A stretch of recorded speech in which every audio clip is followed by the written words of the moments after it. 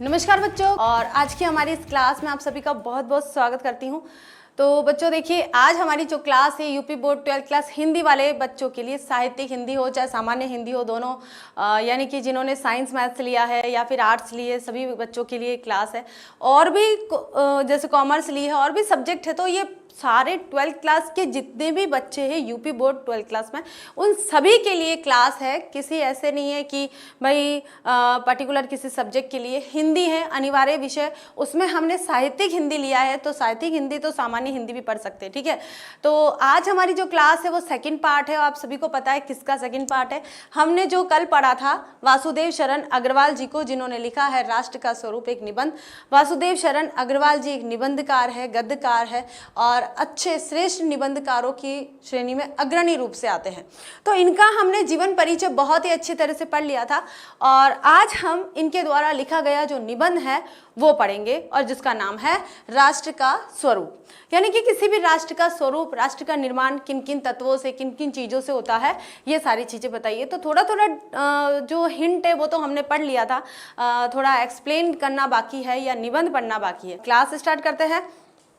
तो यहाँ हम पढ़ेंगे आज राष्ट्र का स्वरूप, ठीक है। राष्ट्र के स्वरूप में क्या क्या चीज़ें होती है वो सारी चीज़ें पढ़ेंगे।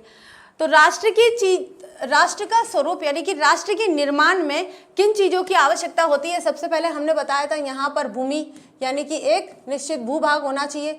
दूसरा होता है जन यानी कि जनता होनी चाहिए, और उस भूमि पर निवास करने वाली जनता की रहन सहन का तरीका यानी कि संस्कृति। तो इन चीज़ों को हम यहाँ पर आज पढ़ेंगे। क्या क्या है? भूमि, जन और संस्कृति। तो भूमि सबसे पहला हमारा जो पॉइंट है वो क्या है? भूमि। और आपको पता है ये जो राष्ट्र का स्वरूप है ये वासुदेव शरण अग्रवाल जी के किस निबंध संग्रह से लिया गया है? तो ये आपको याद रखना है, उनके पृथ्वी पुत्र निबंध संग्रह से लिया गया है, ठीक है। किससे लिया गया है? पृथ्वी पुत्र निबंध संग्रह से ये निबंध संकलित किया गया है। अगर व्याख्या आती है, क्योंकि कई बार ऐसा होता है कि गद्यांश दे दिया, उसमें से 4-5 क्वेश्चन देते हैं और अंडरलाइन कर देते हैं, और अंडरलाइन भाग की आपको व्याख्या करनी होती है। तो व्याख्या तो तभी करेंगे जब आप संदर्भ लिखेंगे, जब आप प्रसंग लिखेंगे, ठीक है। तो आपको पता होना चाहिए कि उनके पृथ्वी पुत्र निबंध संग्रह से इस राष्ट्र के स्वरूप निबंध को संकलित किया गया है। और इस निबंध के लेखक कौन है? वासुदेव शरण अग्रवाल जी। याद हो गया इतना? तो संदर्भ तो आपको याद हो गया, तो 2 नंबर तो आपके पक्के हो गए। अब प्रसंग में आपको अलग अलग चीजें देनी है, तो संदर्भ प्रसंग भी ये भी आपको बताया जाएगा। तो यहाँ शुरू करते हैं। हमारा पहला पॉइंट है, क्या है? भूमि। अब भूमि क्या है, भूमि के बारे में देखेंगे कि भूमि पर बसने वाला जन क्या है? भूमि। सबसे पहला तो तत्व दे दिया है भूमि, और दूसरा दे दिया है भूमि पर बसने वाला जन, दूसरा, और जन की संस्कृति, ये नंबर तीसरा। इन तीनों के सम्मिलन से राष्ट्र का स्वरूप बनता है। पता चल गया आप सभी को? जैसे मैंने कल घर का उदाहरण दिया था कि घर का निर्माण कैसे होता है। एक मकान यानी कि ईंट पत्थर के बने हुए ढांचे को घर नहीं कहते हैं। उसमें रहने वाले लोग भी होने चाहिए, उन लोगों की एक संस्कृति होनी चाहिए, संस्कार होना चाहिए, उस घर के प्रति लगाव होना चाहिए, आपसी मेल भाव होने चाहिए, वही उसकी संस्कृति होती है। तो हमारे यहाँ पर भारत देश की बात की है, या भारत देश की बात करने के साथ में अन्य देशों की भी बात करी है कि किसी भी राष्ट्र का निर्माण तब बन सकता है जब निश्चित भूभाग हो, उसमें निश्चित भूभाग में रहने वाली जनता हो, और उस जनता की एक संस्कृति हो, ठीक है। अब चलते आगे। देखिए, भूमि का निर्माण देवों ने किया है, कि कहते हैं कि इस पृथ्वी का जो निर्माण है वो किसने किया है? देवताओं ने किया है। वह अनंत काल से है, कोई उसकी सीमा नहीं है, अनंत, हमें पता ही नहीं कितनी गिनती है। आज हम जैसे जो वैज्ञानिक है वो भी कई तरीके से पृथ्वी की उम्र बताते हैं, पृथ्वी का समय बताते हैं, लेकिन वो एकदम वास्तविक नहीं है, अनंत है, इसकी कोई सीमा नहीं है, पता नहीं कब निर्माण हुआ है। और ये सब पुरातत्ववेत्ताओं ने या भूगोलवेत्ताओं ने बताया है, तो उन्होंने अपने रिसर्च यानी कि सर्वेक्षण के या अनुसंधान के आधार पर बताया, लेकिन फैक्ट कितना है, सच कितना है, सत्य कितना है, ये किसी को पता नहीं। उसके भौतिक रूप, सौंदर्य और समृद्धि के प्रति सचेत होना हमारा आवश्यक कर्तव्य है। अब मनुष्य का निश्चित भूभाग में जो जनता रहती है उसका क्या कर्तव्य है?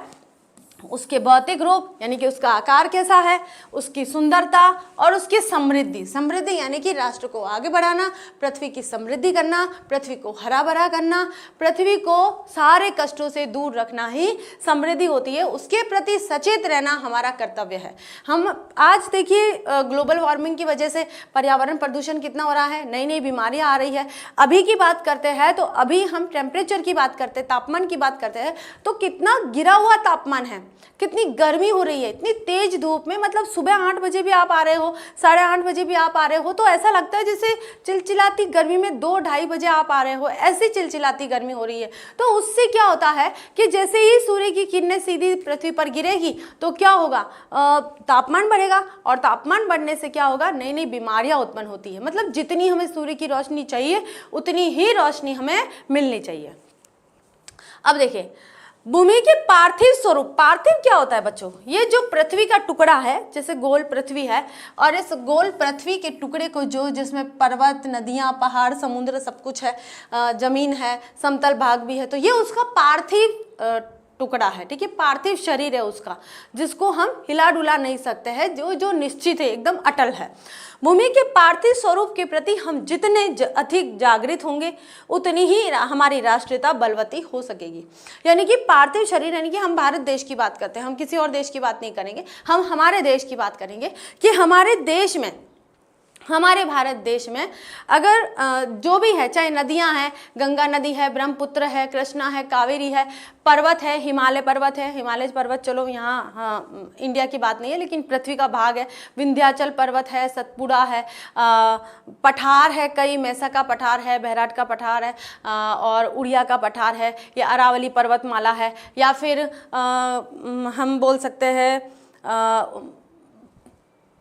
क्या अन्न का कटोरा जिसे बोलते हैं, ठीक है, वो जो एरिया जहाँ पर मैदानी भाग है उसको कहते हैं। तो हमारा इनके प्रति कोई कर्तव्य है। अब कर्तव्य का निर्वाह कब करते हैं, जब आप उस पार्थिव शरीर यानी कि हम एक मनुष्य की बात करते हैं, मनुष्य में भी क्या होता है, माता पिता या फिर माता पिता अपने बच्चों का पालन पोषण करते हैं तो वो किस लिए करते हैं, कर्तव्य का निर्वाह करने के लिए। लेकिन कर्तव्य कब निर्वाह कर रहे हैं, कर्तव्य का निर्वाह वे कब कर रहे हैं, जब वे बच्चे से लगाव रखते हैं।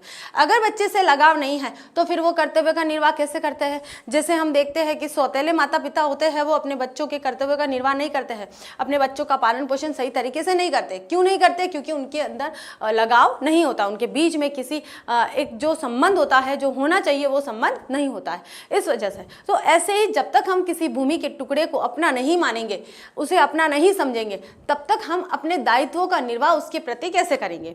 तो यही बात यहाँ पर भी साबित होती है कि भूमि के पार्थिव स्वरूप के प्रति हम जितने अधिक जागृत होंगे उतनी ही हमारी राष्ट्रीयता बलवती होती जाएगी। हम उतने ही कहते जाएंगे कि ये जो पृथ्वी है हमारी माता है, जैसे हम कहते हैं ना भारत माता के लिए हम जी जान दे सकते हैं। हमारे देश के जो सैनिक है, जो सीमा पर है, और वो उनका लगाव पूरी तरह से, मतलब उनको जो ट्रेनिंग दी जाती है कि ये पृथ्वी हमारी है, पृथ्वी का एक टुकड़ा भी कहीं पर नहीं जाना चाहिए, इतना सा भाग भी नहीं जाना चाहिए, किसी के हाथों में कोई आकर यहाँ पर अधिकार कर सके, ऐसा नहीं होना चाहिए। तो इसी जोश और इसी बलबूते के आधार पर वो वहां पर उसकी रक्षा करते हैं। आगे देखिए बच्चों कि ये पृथ्वी सच्चे अर्थों में समस्त राष्ट्रीय विचारधाराओं की जननी है। जननी यानी कि जितनी भी राष्ट्रीय विचारधाराएं हैं, अलग अलग भाग बांट दिए हैं। पाकिस्तान अलग हो गया है, अमेरिका अलग हो गया है, कनाडा अलग हो गया है, मलेशिया अलग हो गया है, भारत अलग हो गया, Nepal, Bhutan, Myanmar, Australia, Africa, बहुत सारे है ना, चीन, जो भी है बहुत सारे देश है। तो उन्होंने क्या एक निश्चित सीमा रेखा बना दी। अब सीमा रेखा बनाते ही उनका लगाव हो गया कि ये सीमा जो क्या है हमारी। अब आपको पता है छोटे बच्चे घर घर खेलते हैं और घर घर खेलने में वो अपना दायरा बना देते, भाई ये वाला एरिया मेरा, ये वाला एरिया। तो उस समय भी वो, मैं अपनी बात बता रही हूँ, हम बचपन में भी हम भी खेलते थे, तो उस समय हमारे एरिया में थोड़ा सा भी कोई आ जाता था तो हम कहते भाई ये तो हमारा एरिया। तो ये तो वास्तविकता है, ये तो जीवन की सच्चाई है। तो जहाँ पर हम जो पृथ्वी है उसे कह रहे हैं कि सारी विचारधाराओं की या सारी राष्ट्रीयताओं की जननी कही जाती है, तो बिल्कुल सारी राष्ट्रीयता, जितनी भी राष्ट्रीयता है, हर व्यक्ति जिस स्थान पर रहता है उस स्थान के प्रति उसका लगाव हो जाता है, और लगाव से और उस प्रेम से ही राष्ट्रीयता उत्पन्न होती है। जो राष्ट्रीयता पृथ्वी के साथ जुड़ी नहीं वह निर्मूल होती है। निर्मूल यानी कि अगर किसी व्यक्ति का किसी भूमि के प्रति लगाव नहीं है तो वह जुड़ा हुआ नहीं है, पृथ्वी यानी अपनी जमीन से जुड़ा हुआ नहीं है। इसलिए कहते हैं कि किसी भी स्थान की उन्नति इस पर निर्भर करती है कि फला जो व्यक्ति है वो अपनी जमीन से कितना जुड़ा हुआ है, कितना लगाव है। राष्ट्रीयता की जड़ें पृथ्वी में जितनी गहरी होंगी, राष्ट्रीयता की जड़ें इस पृथ्वी पर जितनी गहरी होगी उतना ही राष्ट्रीय भावों का अंकुर पल्लवित होगा। इसलिए पृथ्वी के भौतिक स्वरूप की आद्योपांत, आद्योपांत का मतलब होता है आदि से अंत तक, आदि से अंत तक जानकारी प्राप्त करना, उसकी सुंदरता, ये हो जाएगा सुंदरता, उसकी सुंदरता, उपयोगिता और महिमा को पहचानना आवश्यक धर्म है। अब क्या है कि हमारे देश के प्रति जो प्रेम है, अधिकांश प्रेम है, ठीक है, वो जो अधिकांश प्रेम है वो कब जागृत होगा? जब हम उसके बारे में संपूर्ण जानकारी प्राप्त कर लेंगे। जैसे हम सोशल मीडिया पर आजकल आप देखते हो, ज़्यादा अपडेट नहीं रह पाती हूँ, लेकिन जितना भी मैं देखती हूँ कि ऐसे ऐसे मंदिरों को खोजा जा रहा है। खोजे हुए तो पहले से ही है, लेकिन पूरे विश्व को बताया जा रहा है कि भारत में भी ऐसे ऐसे प्राचीन कालीन मंदिर है जो मतलब अन्य मंदिरों की तुलना में बहुत ही उत्कृष्ट शैली में। अब उत्कृष्ट शैली में हम कहेंगे भाई हम तो आज भी बना सकते हैं ऐसा मंदिर, लेकिन क्या हो, जिस समय जिन हजारों साल पहले, सैकड़ों साल पहले जिन इमारतों का निर्माण किया गया है, उस समय इतनी सुविधाएं थी, इतनी टेक्नोलॉजी थी जिससे इन मंदिरों का निर्माण कराया जा सकता था। तो आप समझ सकते हैं कि उस समय बिना किसी टेक्नोलॉजी के, बिना किसी सुविधाओं के अगर किसी इमारतों का, किसी मंदिर का, किसी गुफाओं का, किसी भित्ति चित्रों का सबका निर्माण हुआ है, तो आप सोचिए कला कितनी उत्कृष्ट श्रेणी पर थी, अपनी कितनी विशालता पे विस्तृत थी, मतलब ये समझिए। तो इसलिए हम उसकी, जिस स्थान पर हम रह रहे हैं उस स्थान की हमें खोजबीन करनी चाहिए, जानकारी प्राप्त करनी चाहिए। पृथ्वी का क्या रूप है, यानी कि हमारा जो देश है उसका विकास कब हुआ था, कब यहाँ पर स्थापना हुई थी, कौन कौन से राजा थे, उसके प्राचीन इतिहास को जानना, और उसके अंत तक आज हम जहाँ पर आज भी जो समय है जहाँ हम निवास कर रहे हैं उस समय तक को जानना बहुत जरूरी हो जाता है। और तभी हम एक राष्ट्रीयता की भावना का निर्माण कर सकते हैं। और उसकी सुंदरता और उपयोगिता कि उस देश की, उस भूमि के टुकड़े की सुंदरता क्या है, उसकी उपयोगिता क्या है, भाई उसका भौगोलिक विशेषता क्या है, उसकी सामाजिक, आर्थिक, राजनीतिक विशेषता क्या है, उसकी सामरिक विशेषता क्या है और उसकी महिमा कितनी है, उसको पहचानना आवश्यक धर्म हो गया है। तभी यही आवश्यक धर्म हमें हमारी पृथ्वी से, हमारी जमीन से हमें जोड़ा रखता है। आगे देखिए बच्चों, इस कर्तव्य की पूर्ति सैकड़ों हजारों प्रकार की होनी चाहिए। पृथ्वी से जिस वस्तु का संबंध है, जिस भी वस्तु का पृथ्वी से संबंध है, चाहे वह छोटी हो या बड़ी, उसका कुशल प्रश्न पूछने के लिए हमें कमर कसनी चाहिए। पृथ्वी का सांगोपांग अध्ययन जागरणशील राष्ट्र के लिए बहुत ही आनंदप्रद कर्तव्य माना जाता है। अब आप देखिए ये जो लिखा हुआ है आनंदप्रद, सांगोपांग या फिर जागरणशील, ये क्या है बच्चों? ये तत्सम शब्दावली है। कौन सी है? तत्सम, तत्सम या फिर संस्कृत निष्ठ शब्दावली। अब आपको पता है जब हमने वासुदेव शरण अग्रवाल जी का निबंध पढ़ा था तो उसमें जीवन परिचय पढ़ा था, साहित्यिक परिचय पढ़ा था, उसमें भाषा शैली की बात आई थी। तो उसमें कहा था कि वासुदेव शरण अग्रवाल जी ने उत्कृष्ट श्रेणी की संस्कृत निष्ठ शब्दावली का प्रयोग करा है, जिससे उनके निबंध में 4 चांद लग गए हैं। तो यही 4 चांद लगा रहे हैं कि ऐसे शब्दों का प्रयोग तो हो रहा है लेकिन हम आसानी से समझ भी पा रहे हैं उसको। तो पृथ्वी का सांगोपांग वर्णन करना, हर एक अंग का वर्णन करना, हर एक पहलू का वर्णन करना, अध्ययन करना जागरणशील राष्ट्र के लिए। हम पृथ्वी के हर एक भाग को जानें, हम पहाड़ों को भी जाने, हम नदियों को भी जाने, हम मैदान को भी जाने, हम पर्वतों को भी जाने, हम समुद्र को भी जाने, हम निर्जन स्थानों को जाने, हम जंगल को जाने। हम पूर्ण रूप से जानते हैं तब हम मान सकते हैं कि हम पृथ्वी को अच्छी तरह से जानते हैं। हम जागरणशील है, यानी कि जागृत प्राणी है, जागृत जनता है, ठीक है ना। आगे देखिए, गांवों और नगरों में सैकड़ों केंद्रों से इस प्रकार के अध्ययन का सूत्रपात होना आवश्यक है। यानी कि गांवों में भी इस तरह की जागरणशीलता होनी चाहिए और नगरों में भी होनी चाहिए। सभी का दायित्व है कि वो जिस भूमि पर रह रहे हैं उस भूमि के बारे में सांगोपांग उनका अध्ययन होना चाहिए, उनका वर्णन उनके दिमाग में होना चाहिए। उदाहरण के लिए पृथ्वी की उपजाऊ शक्ति को बढ़ाने बढ़ाने वाले मेघ जो प्रतिवर्ष समय पर आकर अपने अमृत जल से इसे सींचते हैं, हमारे अध्ययन की परिधि के अंतर्गत आने चाहिए। उन मेघ जलों में परिवर्तित प्रत्येक तृणलता और वनस्पति का सूक्ष्म परिचय प्राप्त करना ही हमारा कर्तव्य है। अब क्या कह रहे हैं यहाँ पर अग्रवाल जी, देखिए वे कह रहे हैं कि मान लीजिए पृथ्वी पर जो बादल बरस रहे हैं और वो बरसने का क्या कारण है, वो किस प्रकार बरसते हैं, किस दिशा से आते हैं, ये भी हमें पता होना चाहिए। तो ये है एक भूमि का जुड़ाव होना किसी व्यक्ति का, तभी उसके अंदर उस भूमि के प्रति प्रेम भाव उत्पन्न हो सकता है। और मेघ जलों में परिवर्तित प्रत्येक मेघ जलों में यानी कि जो बारिश का पानी आ रहा है उसके बाद जो पृथ्वी पर परिवर्तन होता है, जितने भी तिनके हैं, जितनी भी लताएं हैं, जितने भी वनस्पति है, उनका सूक्ष्म परिचय भी प्राप्त करना हमारा कर्तव्य है। इस प्रकार जब चारों ओर से हमारे ज्ञान के कपाट खुलेंगे, कपाट का मतलब क्या होता है, दरवाजे खुलेंगे, तब सैकड़ों वर्षों से शून्य और अंधकार से भरे हुए जीवन के क्षेत्र में नया उजाला दिखाई देगा।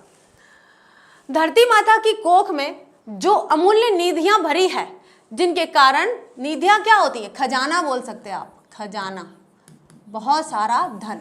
और धन ये नहीं है सोना चांदी हीरे जवाहरात, धन नहीं, खजाना, निधियां बहुत सारी है। धरती माता की कोख में आप देखिए धातु भी है, आप देखिए पृथ्वी में नदियां हैं, मतलब आंतरिक नदियां भी है, बाहरी नदियां भी है, मतलब जल भी एक तरह की निधि है। इसी तरह से पर्वत भी निधि है, इसी तरह से ये जो वन्य प्राणी है वो भी निधि है, या फिर पेड़ पौधे भी निधि है। पेड़ पौधे से मिलने वाली जो भी चीज़ें हैं, चाहे वो दवा औषधि हो, चाहे वो फल हो, चाहे फूल हो, जो भी चीज़ें हैं वो सारी की सारी निधियाँ हैं। तो प्राकृतिक निधियाँ भी बहुत सारी होती है। तो उन्हीं निधियों की बात की जा रही है कि धरती माता की कोख में जो अमूल्य निधियां भरी है, जिनके कारण वह वसुंधरा कहलाती है। क्या कहलाती है, वसुंधरा। वसुंधरा क्यों कहलाती है, क्योंकि धरती माता की कोख में अमूल्य निधियां भरी हुई है, इसलिए इसे वसुंधरा कहा जाता है। उसमें उससे कौन परिचित नहीं होना चाहेगा, मतलब कौन, हम बोलेंगे यार पृथ्वी के अंदर है ना बहुत सारी चीजें हैं, बहुत सारा खजाना है, तो इस एक्साइटमेंट में ही कि भाई खजाना है तो हम उसको जानने के लिए और उतावले होते जाएंगे और जागरूक होते जाएंगे। हम एक्साइटमेंट हमारे अंदर आ जाएगा कि हम जाने कि पृथ्वी में कहाँ कहाँ खजाना है। समुद्र के नीचे आप देखिए बहुत खजाना है, आप पृथ्वी के गर्भ में देखिए बहुत सारा खजाना है, पर्वतों के अंदर देखिए बहुत सारा खजाना है। तो हम जानेंगे अरे यहाँ पर ये सोना मिलता है, यहाँ पर चांदी मिलती है, हीरा कहाँ मिलता है, वो कहाँ मिलता है। तो हमारे अंदर ये जागरूकता होना अनिवार्य है। लाखों करोड़ों वर्षों से अनेक प्रकार की धातुओं को पृथ्वी के गर्भ में पोषण मिला है। दिन रात बहने वाली नदियों ने पहाड़ों को पीस पीस कर अगणित प्रकार की मिट्टियों से पृथ्वी की देह को सजाया है। यहाँ आ जाएगा सजाया है। हमारे भावी यानी कि हमारे भविष्य के आर्थिक अभ्युदय के लिए, अभ्युदय क्या होता है, विकास के लिए, हमारे आर्थिक विकास के लिए इन सब की जांच पड़ताल अत्यंत आवश्यक है। आपको पता है ना अच्छी तरह से कि कई ऐसी माइंस है जहां से खनिज निकाला जा रहा है। तो ये खनिज अगर हम किसी देश को बेचते हैं तो वहां से हमें मुद्रा मिलती है। मुद्रा से क्या होगा, किसी भी देश की आर्थिक व्यवस्था को आंका जाता है। आगे देखिए बच्चों कि पृथ्वी की गोद में जन्म लेने वाले ये पत्थर कुशल शिल्पियों से संवारे जाने पर अत्यंत सौंदर्य के प्रतीक बन जाते हैं। संगमरमर की बात करते हैं, लाल पत्थर की बात करते हैं, ग्रेनाइट की बात करते हैं। तो ये सब क्या है, पृथ्वी के गर्भ से निकला खजाना है। यही खजाना है, यही तो हमें आमदनी देता है। तो जब मिस्त्री जो कारीगर है, वो कुशल कारीगर जो है, तराश कर उसे जो आकार देता है, उसके बाद लगता है कि वास्तव में पृथ्वी के गर्भ में कितना खजाना छिपा हुआ है। नाना भांति का मतलब होता है अनेक प्रकार के, अनेक प्रकार के, नाना भांति के अनगढ़ यानी अनेक प्रकार के अनगढ़, नग विंध्य, नग भी क्या होता है, पर्वत, नग विंध्य की नदियों के प्रवाह में सूर्य की धूप से चिलकते रहते हैं। उनको जब चतुर कारीगर पहलदार कटाव पर लाते हैं तब उनके प्रत्येक घाट से नई शोभा और सुंदरता फूट पड़ती है। वे अनमोल हो जाते हैं। देश के नर नारियों के रूप मंडन और सौंदर्य प्रसाधन में इन छोटे पत्थरों का भी सदा से कितना भाग रहा है। अतएव हमें उनका ज्ञान होना भी आवश्यक है। अब यहाँ पर देखिए लेखक क्या कहना चाह रहे हैं। लेखक कहना चाह रहे हैं कि जिन पत्थरों को हम तुच्छ समझते हैं वे पत्थर भी कभी कभी ऐसे तराश कर और अमूल्य हीरे की तरह हो जाते हैं। कहने का तात्पर्य इसमें यही है। आगे चलिए देखिए बच्चों, पृथ्वी और आकाश के अंतराल में, उनके दोनों के बीच में, ये हमारी पृथ्वी है और ये आकाश है, इन दोनों के बीच की जो स्थान है उसको बताया है अंतराल में जो कुछ सामग्री भरी हुई है। पृथ्वी के चारों ओर फैले हुए गंभीर सागर में जो जलचर एवं रत्नों की राशियों हैं, उन सबके प्रति चेतना और स्वागत के नए भाव में राष्ट्र में फैलने चाहिए। नए भाव पूरे राष्ट्र में फैलने चाहिए। क्या कह रहे हैं कि भाई पृथ्वी और आकाश के बीच में जो कुछ भी है क्या है भाई, गैसेस है। पृथ्वी और आकाश के बीच में क्या है, चंद्रमा है, सूर्य है, गैस है, बहुत सारा मतलब देखा जाए तो विज्ञान है, उस विज्ञान को जानना बहुत जरूरी है। उसके बाद देखिए यहाँ पर क्या लिखा है कि पृथ्वी के चारों ओर फैले हुए गंभीर सागर में जो जलचर और रत्नों की राशियां हैं उनके बारे में किसी मनुष्य को जानना चाहिए। उन सबके प्रति चेतना और स्वागत के नए भाव, मतलब उनके बारे में जानने की जो चाह है वो है चेतना, और फिर उनके स्वागत के, यानी कि हम उनको अपनाना चाहते वो उसका स्वागत हो गया, उसके नए भाव राष्ट्र में फैलने चाहिए। राष्ट्र के नव युवकों के हृदय में उन सबके प्रति जिज्ञासा को नई किरणें जब तक नहीं फूटती तब तक हम सोए हुए के समान हैं। कहने का तात्पर्य यह है कि भाई जब तक किसी मनुष्य के अंदर जिस स्थान पर वह रह रहा है उस स्थान के प्रति कोई जिम्मेदारी नहीं है, उस स्थान के बारे में जानने की अभिलाषा जब तक नहीं होती है, तब तक वह एक सोए हुए व्यक्ति के समान माना जाएगा। आगे देखिए बच्चों, विज्ञान और उद्यम दोनों को मिलाकर, उत्थम नहीं है, उद्यम है, और उद्यम क्या है, श्रम यानी कि जो भी टेक्नोलॉजी के बाद विज्ञान हो गई टेक्नोलॉजी, और टेक्नोलॉजी के साथ में अगर आप काम को मिक्स कर देते हैं, श्रम को मिक्स कर देते हैं, तो दोनों को मिलाकर राष्ट्र के भौतिक स्वरूप का एक नया ठाठ खड़ा करना है। ठाठ यानी कि बाट से, शानो शौकत से पृथ्वी कैसे रह रही है वो जो माहौल है वो तैयार करना है। यह कार्य प्रसन्नता, उत्साह और अथक परिश्रम के द्वारा नित्य आगे बढ़ना चाहिए। हमारा यह ध्येय हो कि राष्ट्र में जितने, ध्येय का मतलब क्या होता है, लक्ष्य, हमारा क्या लक्ष्य होना चाहिए, हमारा क्या उद्देश्य होना चाहिए, जिनके हाथ में उनमें से कोई भी इस कार्य में भाग लिए बिना रीता न रहे।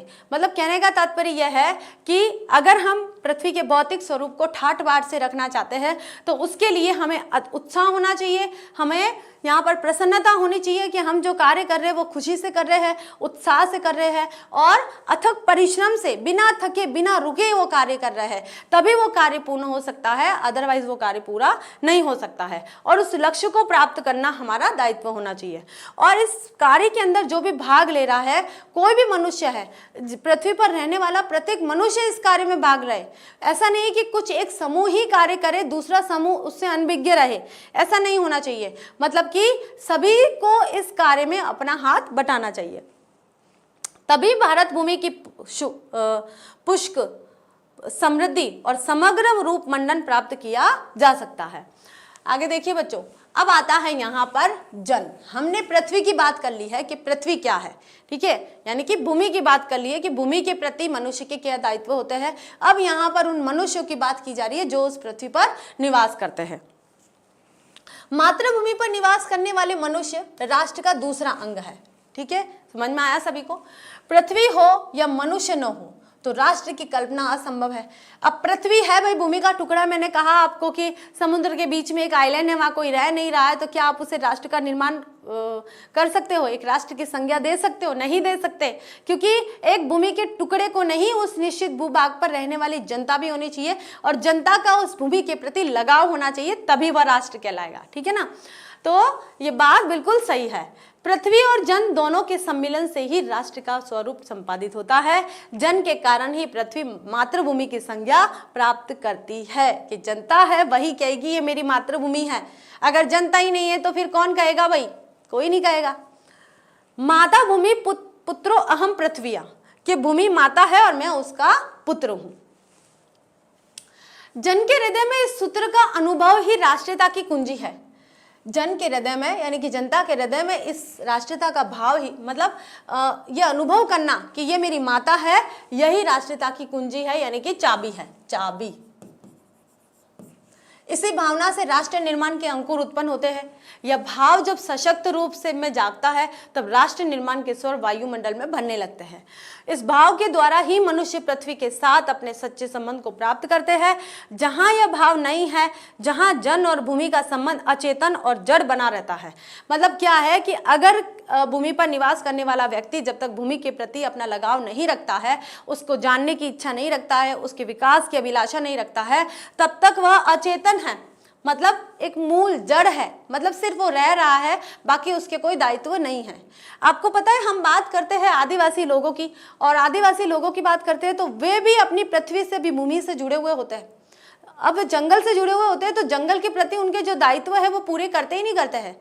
उन जंगल का जो विकास है वो करते ही नहीं करते हैं। किसी भी तरह से जंगल को सुरक्षित रखने के लिए स्वयं को भी न्यौछावर कर देते हैं। तो पृथ्वी पर निवास करने वाला हर एक मनुष्य, हर एक प्राणी अपने कर्तव्यों का निर्वाह करता है। तो यहाँ जनता से भी यही उम्मीद की जा रही है कि जो भी मनुष्य भूमि पर निवास करता है, किसी भी स्थान का हो, किसी भी राष्ट्र का हो, उस राष्ट्र के प्रति उसके जो कर्तव्य है, उन कर्तव्यों का निर्वाह करना अनिवार्य होना चाहिए। आगे देखिए बच्चों कि जिस समय भी जन का हृदय भूमि के साथ माता और पुत्र के संबंध को पहचानता है, उसी क्षण आनंद और श्रद्धा से भरा हुआ उसका प्रमाण भाव मातृभूमि के लिए इस प्रकार प्रकट होता है। और वो क्या कहता है? नमो मात्रे पृथ्वी, नमो मात्रे पृथ्वी, यानी कि माता पृथ्वी को प्रणाम, माता पृथ्वी को प्रणाम। अब आप देखिए, मैं, पृथ्वी मेरी माता है और मैं उसका पुत्र हूं, ये किसने कहा है? वासुदेव शरण अग्रवाल जी ने। और ये भी जो अगर पंक्ति कही है, नमो मात्रे पृथ्वी, नमो मात्रे पृथ्वी, ये भी किसने कहा है? वासुदेव शरण अग्रवाल जी ने। उनके कौन से निबंध में कहा है? राष्ट्र के स्वरूप में। और किस निबंध संग्रह से लिया गया है? पृथ्वी पुत्र से लिया गया है। यह आपको याद रखना है। आगे चलते हैं बच्चों, अब देखते हैं आगे कि यह प्रमाण भाव ही, यह प्रणाम भाव ही भूमि और जन का दृढ़ बंधन है। प्रणाम भाव क्या होता है? किसी के प्रति नतमस्तक होना, हमेशा झुके रहना, उसके प्रति जो कर्तव्य है, जो दायित्व है, उनको पूरा करते रहना, मतलब उसकी सुरक्षा के लिए हम स्वयं को न्यौछावर कर रहे हैं, वो प्रणाम भाव है।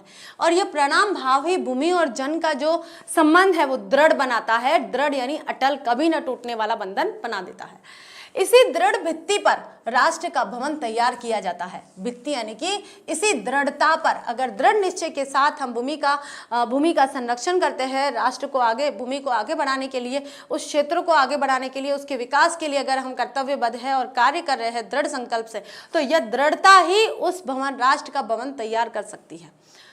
इसी दृढ़ चट्टान पर राष्ट्र का चिर जीवन आश्रित रहता है। इसी मर्यादा को मानकर राष्ट्र के प्रति मनुष्य के कर्तव्य और अधिकारों का उदय होता है।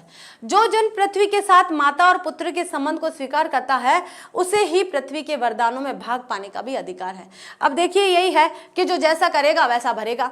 अगर उसने पृथ्वी के प्रति अपने जो कर्तव्य है उनका निर्वाह किया है, तो उसको पृथ्वी का फल बिल्कुल मिलेगा, पक्का मिलेगा। आप भी देखिए, आप जो कार्य जिसके प्रति कर रहे हैं, चाहे अपने माता पिता के प्रति कर रहे हैं, अपनी भूमि के प्रति करते हैं, अपने बड़ों के प्रति कर रहे हैं, तो आपको भी वैसा ही सम्मान मिलेगा। माता के प्रति अनुराग यानी कि प्रेम, अनुराग का मतलब क्या होता है? प्रेम। और सेवा भाव पुत्र का स्वाभाविक कर्तव्य है और वह एक निष्कारण धर्म है। निष्कारण क्या होता है बच्चों? कि आप उसके बदले में आपको क्या मिलेगा यह आपको नहीं सोचना है। निष्कारण का मतलब क्या होता है? मतलब फल की इच्छा न करना, ठीक है? तो निष्कारण मतलब बिना किसी कारण के आपको उसके बदले में क्या मिलेगा उसके बारे में आपको नहीं सोचना है, अपने कर्तव्यों का निर्वाह करना है। यही कहा गया है कि अगर कोई व्यक्ति उस भूमि के प्रति, अपनी माता के प्रति, अपनी माता पृथ्वी माता के प्रति अनुराग और सेवा भाव रखता है और वो सेवा भाव स्वाभाविक होती है, तो ये निष्कारण धर्म है, क्योंकि किसी कारण के बिना ही आपको ऐसा कर्तव्य निर्वाह करना है। स्वार्थ के लिए पुत्र का माता के प्रति प्रेम, है ना? पुत्र, अगर बेटा स्वार्थ के लिए कि मुझे कोई प्रॉपर्टी मिलेगी, भाई मुझे कुछ मिलेगा तो मैं अपनी माता का ध्यान रखूं, या पुत्र की अधपतन को सूचित करता है, तो फिर वो सोचता है कि ये जो पुत्र है कितना गिरा हुआ है। उसकी नीचता साबित होती है कि अगर केवल और केवल कुछ पाने के लिए वो माता का ध्यान रख रहा है, रख रखाव कर रहा है, उसकी देखभाल कर रहा है, उसके स्वास्थ्य का ध्यान रख रहा है, तो फिर वो समझा जाएगा कि सिर्फ कुछ पाने के लिए कर रहा है, अपने कर्तव्यों का निर्वाह नहीं कर रहा है। जो जन माता भूमि के साथ अपना संबंध जोड़ना चाहता है उसे अपने कर्तव्यों के प्रति पहले ध्यान देना चाहिए। माता अपने सब पुत्रों को समान भाव से चाहती है। इसी प्रकार पृथ्वी पर बसने वाले जन बराबर है, उनमें ऊंच और नीच का भाव नहीं है। जो मातृभूमि के उदय के साथ जुड़ा हुआ है वह समान अधिकार का भागी है। पृथ्वी पर निवास करने वाले जनों का विस्तार अनंत है। नगर और जनपद, पुर और गांव। नगर है या जनपद है, पुर है या गांव है, जंगल है या पर्वत है, नाना प्रकार के यानी कि अनेक प्रकार के जनों से भरे हुए हैं। ये जन अनेक प्रकार की भाषाएं बोलने वाले हैं, अनेक धर्मों के मानने वाले हैं, फिर भी ये मातृभूमि के पुत्र हैं और इस कारण उनका सौहार्द भाव अखंड है। सभ्यता और रहन सहन की दृष्टि से जन एक दूसरे से आगे पीछे हो सकते हैं, किंतु इस कारण से माता भूमि के साथ उनका जो संबंध है उसमें कोई भेदभाव उत्पन्न नहीं हो सकता है। इस पूरे पैराग्राफ का तात्पर्य यह है कि विविधता में एकता, बस और कुछ भी नहीं है। अनेकता है, जगह जगह आप देख रहे हो अलग अलग संस्कृति है, अलग अलग भाषाएं हैं, अलग अलग वेशभूषाएं हैं, खान पान अलग है, रहने का तरीका अलग है। संस्कृति किसे कहते हैं? रहने के तरीके को, आप जीवन निर्वाह करने का जो तरीका है वो अलग अलग है। लेकिन फिर भी कितना भी अलग हो, लेकिन उस पृथ्वी पर रहने वाला मनुष्य पुत्र है और जिस पृथ्वी पर वो रह रहा है वो माता है। बस इतना संबंध दृढ़ है और इतना संबंध एक सत्य है, इसके अलावा और कुछ नहीं है।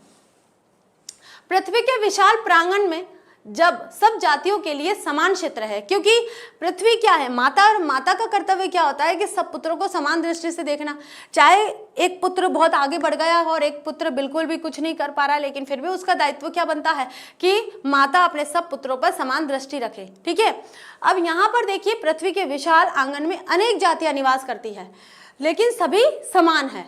समन्वय के मार्ग से भरपूर प्रगति और उन्नति सब करने का सबको एक जैसा अधिकार है। किसी जन को पीछे छोड़कर राष्ट्र आगे नहीं बढ़ सकता है। क्या अब एक व्यक्ति के लिए नहीं आ रहा है कि किसी एक समुदाय को पीछे छोड़कर और फिर कोई राष्ट्र कहे कि हम आगे बढ़ रहे हैं तो उसको आगे बढ़ना कहेंगे? क्या उसको विकसित देश की श्रेणी में लाना कहेंगे?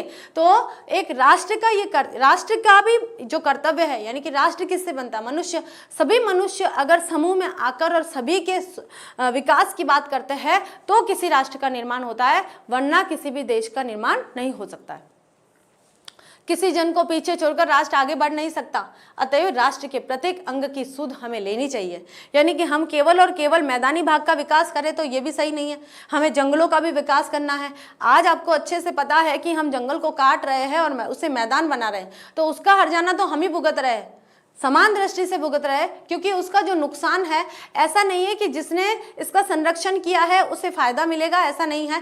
क्योंकि संरक्षण तो किया है, लेकिन जो संरक्षण करने वाले लोग हैं वो कम है और नुकसान करने वाले लोग हैं वो ज्यादा है। तो पृथ्वी पर जो जंगल कटते जा रहे हैं और जो समाप्त होते जा रहे हैं उसका हर्जाना आज हम भुगत रहे हैं। देखिए तापमान कितना बढ़ा हुआ है, सब मतलब नई नई बीमारियां आ रही है, प्रदूषण कितना बढ़ा हुआ है। और ये प्रदूषण किसी ऐसे व्यक्ति को नहीं लेगा कि भाई उसी फला व्यक्ति ने प्रदूषण फैलाया है तो उसी को सजा मिल रही है, ऐसा नहीं है। फिर ये प्रदूषण सबके लिए है। सजा, अगर आपने कोई गुनाह किया है तो उसकी सजा समूह में, सामूहिक रूप में किसी को अलग थलग नहीं किया जा सकता है। आगे देखिए, राष्ट्र के शरीर के एक भाग में यदि अंधकार और निर्बलता का निवास है तो समग्र राष्ट्र का स्वास्थ्य उतने ही अंश में असमर्थ रहेगा। इस प्रकार समग्र राष्ट्र को जागरण और प्रगति के एक जैसी उदार भावना से संचालित होना चाहिए। यानी कि हमारे शरीर को ही देख लेते हैं, हम कहते हैं हमारा शरीर बिल्कुल स्वस्थ है, लेकिन एक हाथ काम नहीं कर रहा है, ठीक है, एक हाथ हमारा काम नहीं कर रहा बिल्कुल भी, तो क्या हम शारीरिक रूप से सक्षम है? नहीं, हमारा शरीर पूर्ण रूप से अक्षमता की श्रेणी में आएगा, क्योंकि एक अंग की वजह से। ऐसे ही पृथ्वी के एक भाग में अगर है, अंधकार है, तो हम क्या पूरे राष्ट्र को, पूरी पृथ्वी को उजाले में लाया हुआ मान सकते? नहीं मान सकते। इसलिए सभी के विकास के बारे में सोचना चाहिए, पृथ्वी के हर क्षेत्र के बारे में सोचना चाहिए, चाहे पर्वत के बारे में सोच रहे हैं, चाहे हम पहाड़ नदियों के बारे में सोच रहे हैं, समुद्र के बारे में सोच रहे हैं, वन्य प्राणियों के बारे में सोच रहे हैं, किसी भी के बारे में सोच रहे हैं, हमें समान भाव से सबके बारे में सोचना चाहिए। आगे देखिए बच्चों, जन का प्रवाह अनंत होता है। सहस्त्रों वर्षों से भूमि के साथ राष्ट्रीय जन ने तादात्म्य प्राप्त किया है। जब तक सूर्य की रश्मियां नित्य काल भुवन को अमृत से भर देती है, तब तक राष्ट्रीय जन का जीवन भी अमर है। इतिहास के अनेक उतार चढ़ाव पार करने के बाद भी राष्ट्र निवासी जन नई उठती लहरों से आगे बढ़ने के लिए अजर अमर है। जन का संततवाही जीवन नदी के प्रवाह की तरह है, जिसमें कर्म और श्रम के द्वारा उत्थान के अनेक घाटों का निर्माण करना होता है। अब देखिए यहाँ पर जो वासुदेव शरण अग्रवाल जी है वो क्या कहना चाह रहे हैं, वो ये कहना चाह रहे हैं कि सहस्त्रों वर्षों से भूमि में कई चीजें होती रही है, कई परिवर्तन होते गए हैं, ठीक है, लेकिन हमें हमारा जो कर्तव्य है भूमि के प्रति वो कर्तव्य पूरा होना चाहिए। यह जो जन है यानी कि जो जनता है उसे भूमि के प्रति जो भी काम है, दायित्व है, उसे पूरे करने चाहिए, जिसमें कर्म और श्रम के द्वारा उत्थान के अनेक घाटों का निर्माण करना चाहिए। यानी कि श्रम और कर्म, यानी कि आपका कर्म भी होना चाहिए, आपके कार्य भी होने चाहिए, आपकी मेहनत भी होनी चाहिए। मेहनत से आप पृथ्वी का रूप स्वरूप बदल सकते हो। आगे देखिए बच्चों, तो अब देखिए बच्चों, हमारा जो तीसरा पॉइंट आता है वो है संस्कृति। कि संस्कृति क्या है, कि राष्ट्र का तीसरा अंग जन की संस्कृति है और मनुष्य ने युगों युगों में जिस सभ्यता का निर्माण किया वही उसके जीवन की श्वास प्रश्वास है। यानी कि पहले हम पूरा पढ़ लेते हैं फिर इसको समझाती हूँ कि बिना संस्कृति के जन की कल्पना कंबन मात्र है। संस्कृति ही जन का मस्तिष्क होती है। संस्कृति के विकास और अभ्युदय के द्वारा ही राष्ट्र की वृद्धि संभव है। राष्ट्र के समग्र रूप में, यानी कि राष्ट्र के संपूर्ण, यहाँ पर क्या आ जाएगा, संपूर्ण रूप में भूमि और जन के साथ साथ जन की संस्कृति का महत्वपूर्ण स्थान है। यदि भूमि और जन अपनी संस्कृति से विरहित यानी कि अलग कर दिए जाए तो राष्ट्र का लोप समझना चाहिए। जीवन के विटप यानी कि वृक्ष यानी पेड़, विटप का पुष्प संस्कृति है और संस्कृति के सौंदर्य और सौरभ में ही राष्ट्र जन के जीवन का सौंदर्य का और यश अंतर्निहित होता है। अब देखिए यहाँ पर सामान्य तौर पर बच्चों क्या बताया है कि राष्ट्र का जो तीसरा अंग है वो क्या है, संस्कृति, क्योंकि हमने भूमि पढ़ लिया और जन पढ़ लिया है और भूमि पर निवास करने वाली जनता के मन में उसके भूमि के प्रति प्रेम होना चाहिए और उसके विकास के लिए कई तरीके उसके मन में होने चाहिए, वो है उसकी संस्कृति। मनुष्य ने कई समय से सभ्यता के बारे में जो निर्माण किया है तो वो जो निर्माण है वो उसका जीवन और जीवन की श्वास बना हुआ है। बिना संस्कृति के हम किसी जनता की कल्पना नहीं कर सकते और संस्कृति ही जनता का मस्तिष्क होता है। यानी कि जनता अपने दिमाग में जो कुछ सोच रही है, जो समझ रही है, जो जीवन जीने का जो तरीका उसने अपना रखा है वो संस्कृति है। संस्कृति के विकास और अभ्युदय के द्वारा ही राष्ट्र की वृद्धि संभव होती है। अगर आप संस्कृति के अनुसार जीवन यापन कर रहे हो तो किसी राष्ट्र का निर्माण है और उस राष्ट्र का विकास हो रहा है। और राष्ट्र के संपूर्ण रूप में भूमि और जन के साथ साथ जन की संस्कृति का महत्वपूर्ण स्थान होता है। यदि भूमि और जन अपनी संस्कृति से अलग कर दिए जाए, मतलब भूमि अलग है और जनता अलग है, तो क्या किसी राष्ट्र का निर्माण हो सकता है? बिल्कुल नहीं हो सकता है। राष्ट्र का लोप हो समझना चाहिए। अब जीवन के पुष्प में, जीवन के पेड़ में पुष्प क्या है? संस्कृति। अगर आपका जीवन है और फला फूला सा लग रहा है, यानी कि आप एक कमल का फूल खिला हुआ है, कोई भी फूल खिला हुआ है, तो वो समझिए वो क्या है? आपकी संस्कृति है। संस्कृति के सौंदर्य और सौरभ में ही राष्ट्रीय जन का जीवन निहित होता है। और अगर संस्कृति का सौरभ और मतलब अगर संस्कृति फली फूली है, मान लीजिए किसी देश की संस्कृति बहुत ही उच्च शिखर पर पहुंच गई है, तो मान लीजिए उसकी जो जनता है उसका यश उसमें छिपा हुआ है।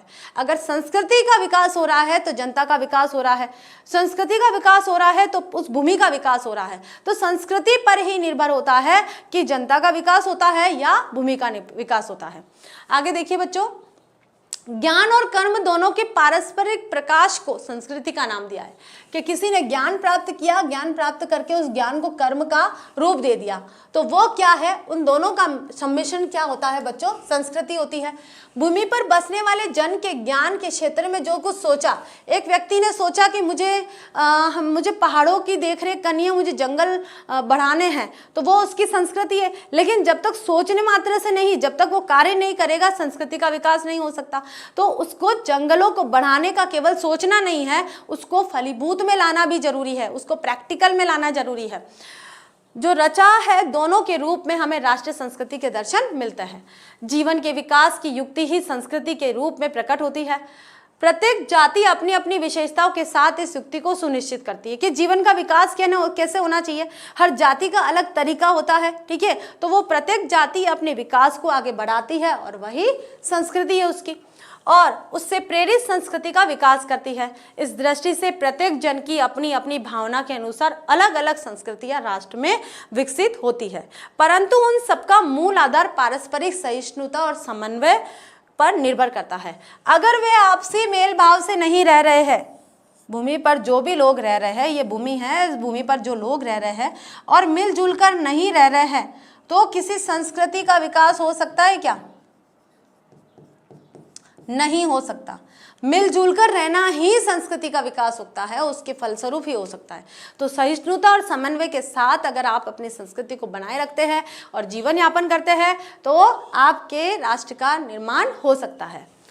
आगे देखिए बच्चों, जंगल में जिस प्रकार अनेक लताएं होती है, वृक्ष होते हैं, वनस्पति होते हैं, अपने अदम्य भाव से उठते हुए पारस्परिक सम्मिलन से अविरोधी स्थिति प्राप्त करते हैं, उसी प्रकार राष्ट्रीय जन अपनी संस्कृतियों के द्वारा एक दूसरे के साथ मिलकर राष्ट्र में रहते हैं, ठीक है। अब देखिए क्या उदाहरण दिया है कि जंगल में कोई पेड़ है, लता है और वनस्पति है, और ये सब आपस में मिलकर रहते हैं और एक जंगल का निर्माण करते हैं। केवल लताएं होगी तो क्या वन का निर्माण होगा, या केवल पेड़ होंगे तो क्या वन का निर्माण होगा, या वनस्पति क्या है? तो सभी चीजों की आवश्यकता होती है। बड़े बड़े विशाल पेड़ों की भी आवश्यकता होती है, लताओं की भी आवश्यकता होती है और वनस्पति की भी आवश्यकता होती है। ये अगर पारस्परिक तौर पर नहीं रहते हैं, मिलजुल कर नहीं रहते हैं, तो क्या एक वन का निर्माण कर सकते? नहीं। इसी प्रकार से एक पृथ्वी पर रहने वाले लोग हैं जो आपस में मिलकर नहीं रहते हैं, तो एक संस्कृति का निर्माण नहीं कर सकते हैं, एक राष्ट्र का निर्माण नहीं कर सकते हैं। जिस प्रकार जल के अनेक प्रवाह नदियों के रूप में मिलकर समुद्र में एक रूपता प्राप्त कर लेते हैं, नदियां सारी कहाँ चली जाती है? समुद्र में, और फिर एक हो जाती है। या ऐसे कहती है कि गंगा में अलग रहूंगी, या मंदाकिनी अलग रहेगी, या फिर ब्रह्मपुत्र अलग रहेगी, कृष्णा अलग रहेगी, ऐसा तो दिखाई नहीं देता। समुद्र में जाकर वो समुद्र के अंदर समाहित हो जाती है। फिर आप बताओ कि कौन सा समुद्र का पानी है, कौन सा गंगा का है, कौन सा ब्रह्मपुत्र का है, ठीक है। इसी एकाकार की बात यहाँ पर वासुदेव शरण अग्रवाल जी ने उस मनुष्य से की है कि आप जिस देश में रहते हो वहाँ आपस में मिलकर रहिए, तो आप इस संस्कृति के साथ रहते हो, तो आप एक राष्ट्र का निर्माण कर सकते हो। उसी प्रकार राष्ट्रीय जीवन की अनेक विधियां राष्ट्रीय संस्कृति में समन्वय प्राप्त करती है, और समन्वय युक्त जीवन ही राष्ट्र का सुखदायी रूप होता है, ठीक है। समझ में आ रहा है सभी को? आगे देखिए बच्चों, साहित्य, कला, नृत्य, गीत, आमोद प्रमोद अनेक रूपों में राष्ट्रीय जन अपने अपने मानसिक भाव को प्रकट करते हैं। आत्मा का जो विश्वव्यापी आनंद भाव है वह इन विविध रूपों में साकार होता है। यद्यपि बाह्य रूप की दृष्टि से संस्कृति के ये बाहरी लक्षण अनेक दिखाई देते हैं, किंतु आंतरिक आनंद की दृष्टि से उसमें एक रूपता है। जो व्यक्ति सहृदय है वह प्रत्येक संस्कृति के आनंद पक्ष को स्वीकार करता है और उससे आनंदित होता है। इस प्रकार की उदार भावना ही विविध जनों से बने हुए राष्ट्र के लिए स्वास्थ्यकर होती है। अब देखिए यहाँ पर वासुदेव शरण अग्रवाल जी क्या कहना चाह रहे हैं कि जैसे मतलब पूरी पृथ्वी में बहुत सारी चीजें अलग अलग है, बहुत सारी, जैसे साहित्य है, कोई कला है, कोई नृत्य है, कोई गीत है, कोई साहित्य को लेके प्रसन्न है, कोई कला के लिए प्रसन्न है, कोई नाच कर खुश रहता है, कोई गीत गाकर खुश रहता है, या फिर कोई मनोरंजन करके खुश रहता है। तो अपने उसके प्रसन्न होने के तरीके अलग अलग है, जीवन यापन करने के तरीके अलग अलग है, आगे बढ़ने के तरीके अलग अलग है, लेकिन फिर भी वे एक एकाकार रूप में रहते हैं, और एकाकार रूप में रहते हुए ही वे राष्ट्र का निर्माण कर सकते हैं। आत्मा का जो विश्वव्यापी रूप है कि आत्मा एक है, आत्मा का जो भी स्वरूप है विश्व के रूप में, वो आनंद भाव है, वह इन विविध रूपों में साकार होता है। अब साकार क्या कि भाई एक आत्मा है, सबकी आत्मा तो एक ही, मनुष्य का शरीर अलग अलग हो सकता है लेकिन आत्मा उसमें एक ही विराजित है। कवियों ने भी कहा है, साहित्यकारों ने भी कहा है, गुरुओं ने भी कहा है कि आत्मा अलग, एक शरीर अलग अलग हो सकते हैं लेकिन उसमें निवास करने वाली जो आत्मा है वो एक ही है। तो हम क्यों किसी से भेदभाव करें? तो इसी संस्कृति को आगे बढ़ाने की यहाँ प्रेरणा दी गई है। आगे देखिए बच्चों, यद्यपि बाह्य रूप की दृष्टि से संस्कृति के ये बाहरी लक्षण अनेक दिखाई पड़ते हैं, किंतु आंतरिक आनंद की दृष्टि से उसमें एक रूपता है। जो व्यक्ति सहृदय है यानी कि जो सज्जन है प्रत्येक संस्कृति के आनंद पक्ष को स्वीकार करता है।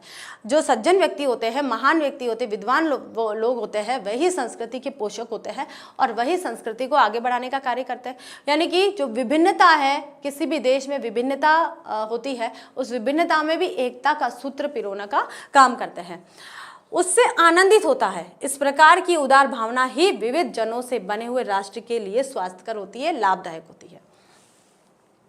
गांवों और जंगलों में स्वच्छंद जन्म लेने वाली लोकगीतों में, यानी कि गांवों में देखो संस्कृति का विकास है, जंगलों में देखो स्वच्छंद जन्म लेने वाले लोकगीतों में आप संस्कृति को देख सकते हो।